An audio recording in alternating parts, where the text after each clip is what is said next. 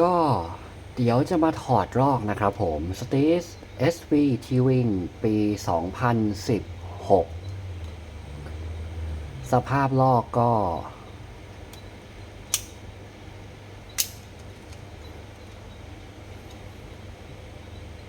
ถอดล้างครับผม เพราะว่าเจ้าของเนี่ย ใช้อย่างเดียว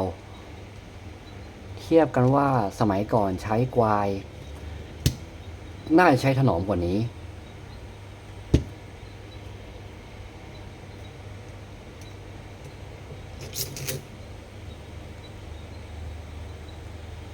เริ่มเลยครับ ค่อยๆเป็นค่อยๆไปนะครับ เพราะว่าผมก็ไม่ใช่ช่าง ไม่ได้มีฝีมืออะไรมากมาย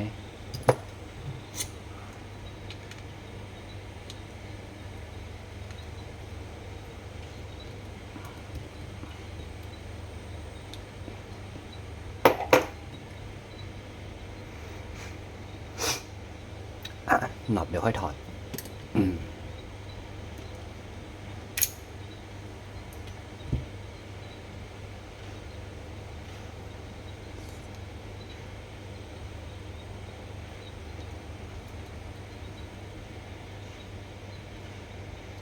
ตัวเนี้ยรอบที่แล้วผมเป็นคนล้างไปเอง เป็นของรุ่นพี่อีกคนนึง ผมก็ว่าผมใส่จาระบีไปในส่วนนี้นะ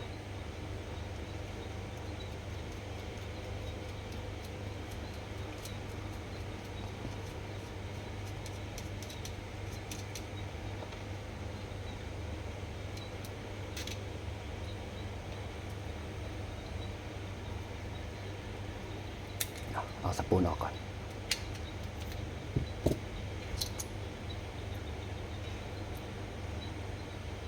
ลูกปืนตัวนี้เป็น KTF นะครับ Double Barreling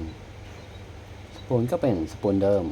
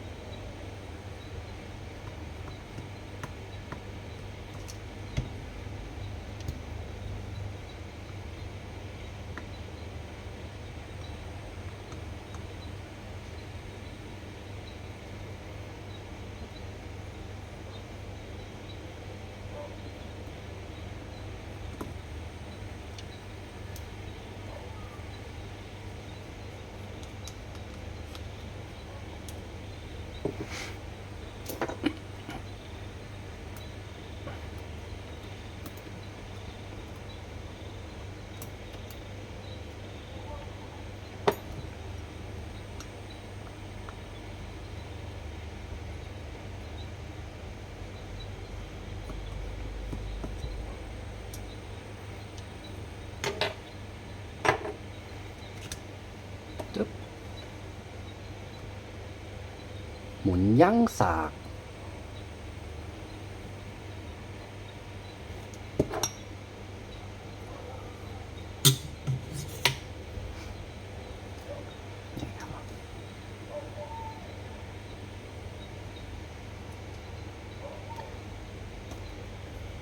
จาระบีตัวนี้ถ้าผมจำไม่ผิดนะครับ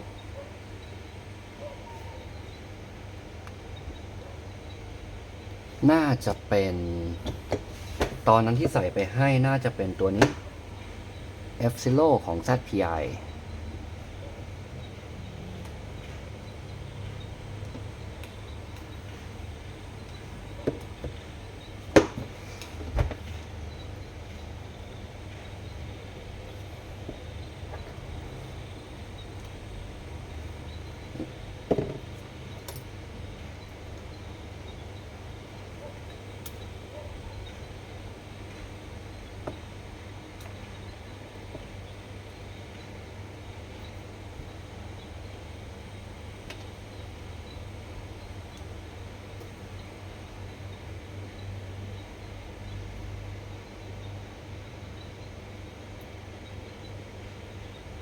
ค่อยเอาออกแล้วกัน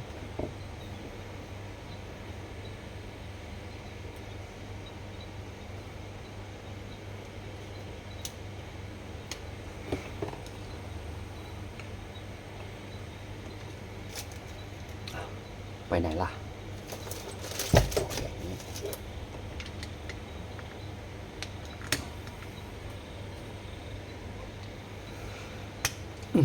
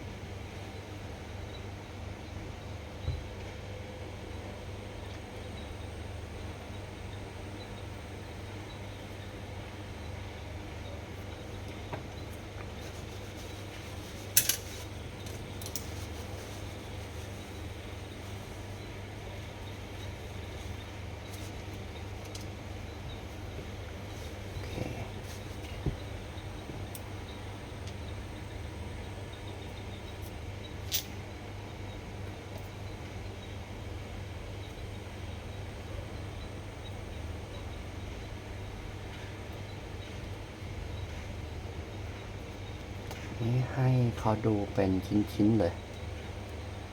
แห้ง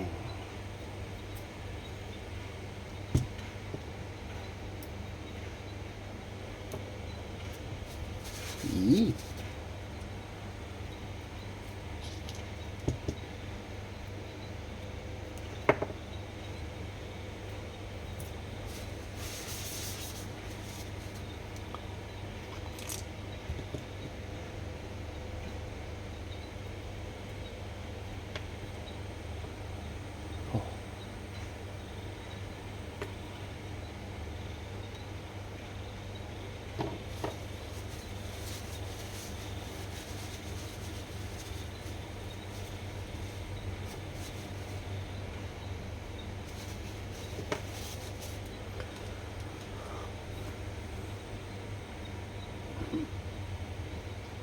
ก็สภาพภายในนะครับ ไอ้พวกจาระบีที่ทาไว้หล่อลื่นพวกเนี้ย ก็แห้งหมดแล้วอ๋อหัวน็อตตัวนี้ผมทำเองอะยังไม่ได้เจาะเปลี่ยนให้เขาเลย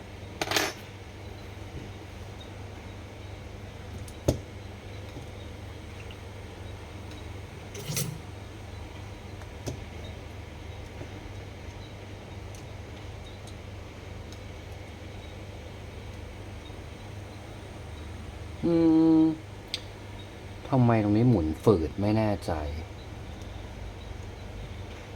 น่าจะเป็นลูกปืน2 ตัวนี้หรือเปล่า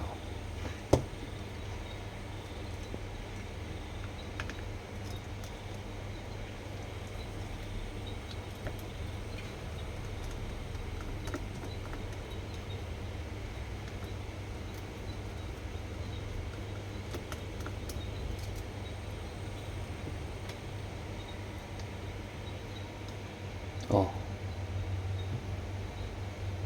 นี่เลยครับ หนิม แล้วบอกไม่ค่อยเค็ม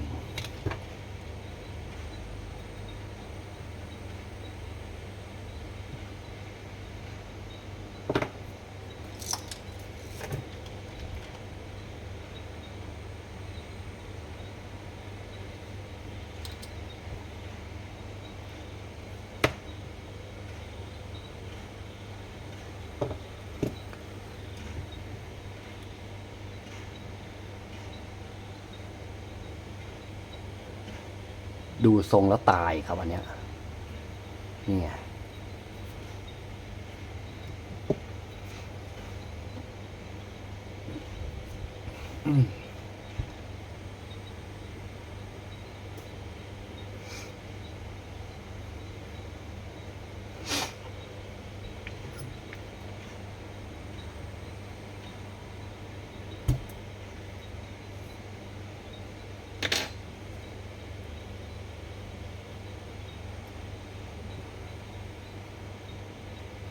จะออกไหมเนี่ยจะออกไหมวะเนี่ย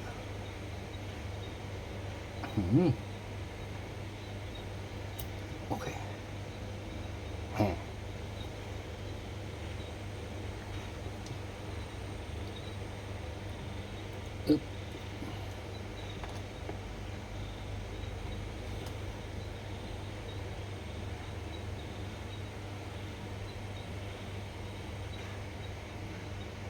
ตัวนี้เป็นลูกปืนสแตนเลสธรรมดานะครับ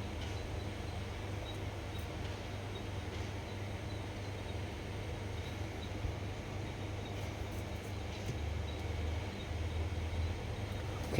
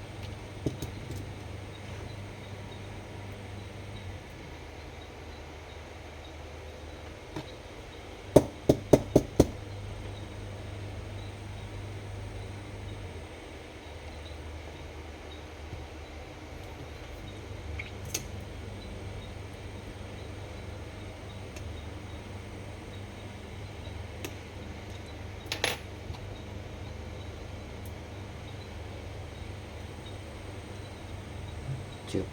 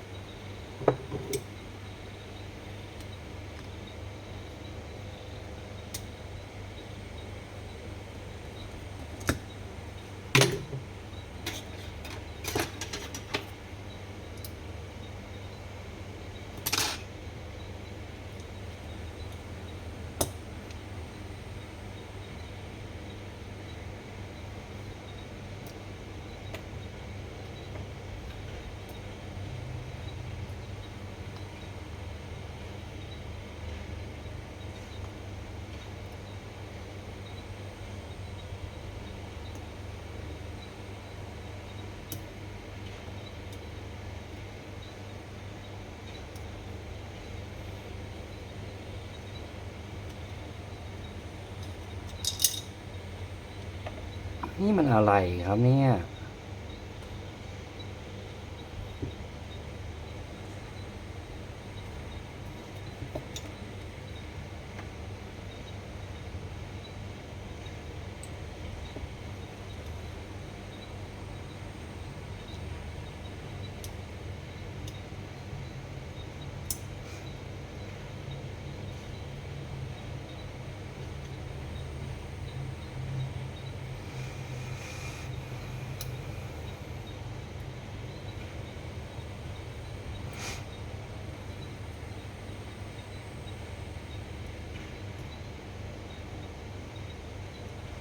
หึ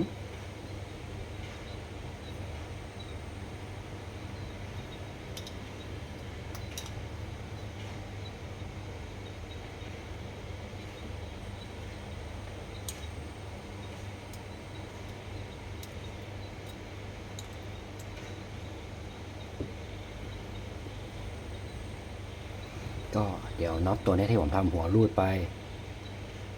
ตอนนั้นมันรูดไปแล้วแหละ ผมก็รู้แล้วแหละ แต่ผมว่ามันไม่สวย ผมก็เลยเอาให้มันเป็นรูไปเลย ไอ้ตัวเนี้ยครับก็ต้องใช้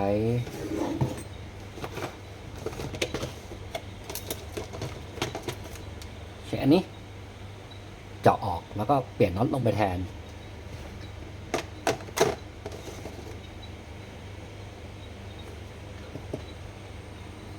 เหลืออันนี้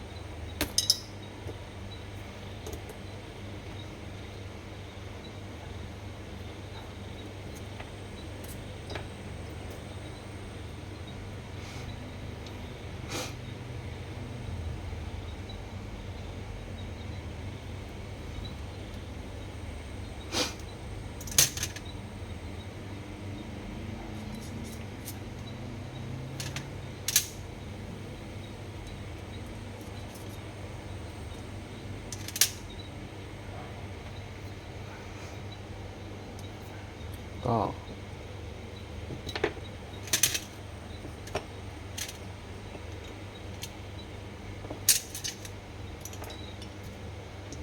อ๋อ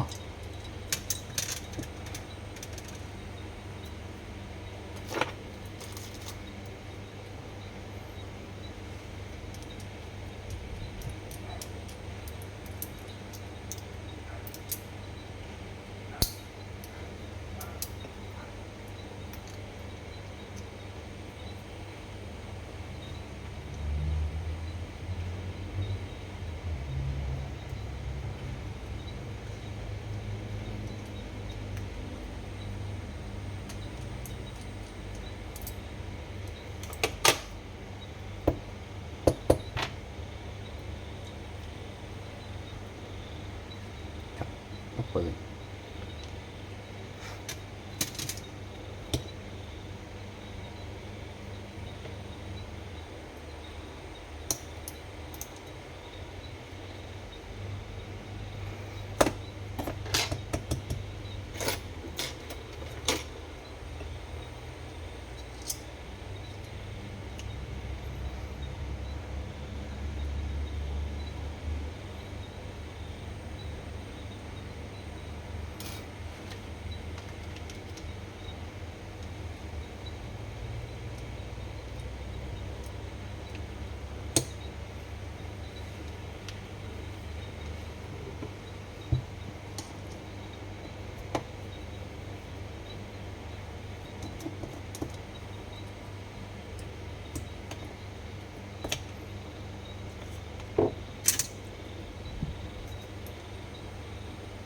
อันนี้เดี๋ยวค่อยถอด